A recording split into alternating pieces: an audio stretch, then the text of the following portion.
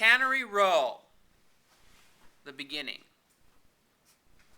Cannery Row in Monterey in California is a poem, a stink, a grating noise, a quality of light, a tone, a habit, a nostalgia, a dream. Cannery Row is the gathered and scattered, tin and iron and rust and splintered wood, chipped pavement and weedy lots and junk heaps, sardine canneries of corrugated iron, honky-tonks, restaurants and whorehouses, and little crowded groceries and laboratories and flop houses.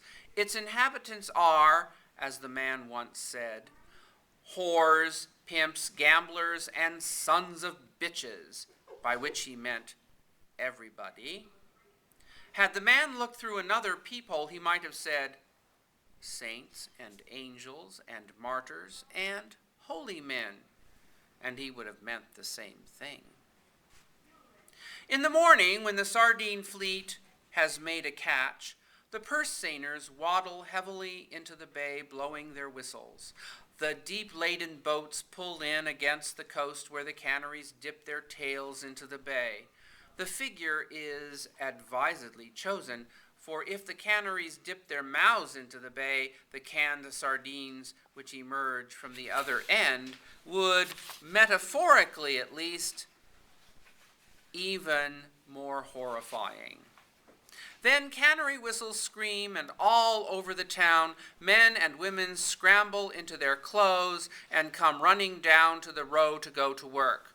Then shining cars bring the upper classes down, superintendents, accountants, owners who disappear into offices. Then from the town pour wops and Chinamen and Polacks, men and women in trousers and rubber coats and oilcloth aprons.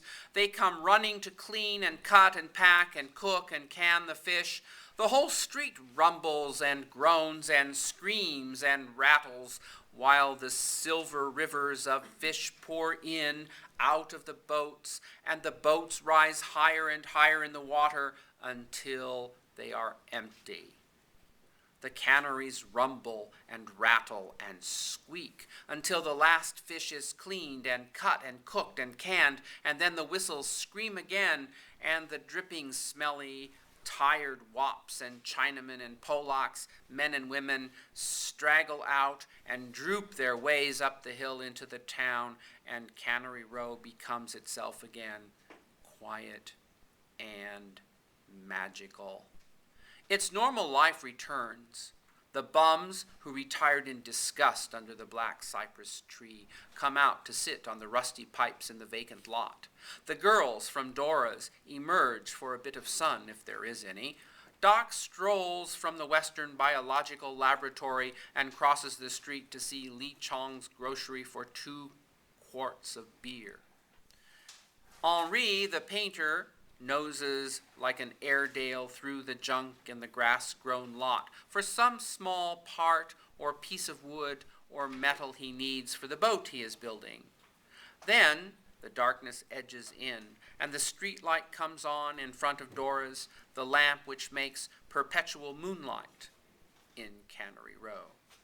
Callers arrive at Western Biological to see Doc, and he crosses the street to Lee Chong's for 5 quarts of beer.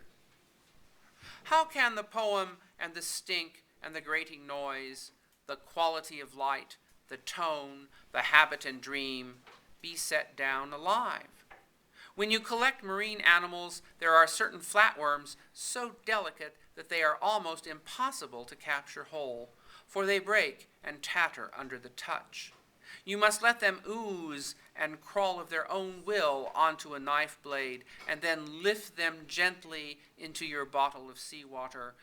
And perhaps that might be the way to write this book, to open the page and to let the stories crawl in by themselves.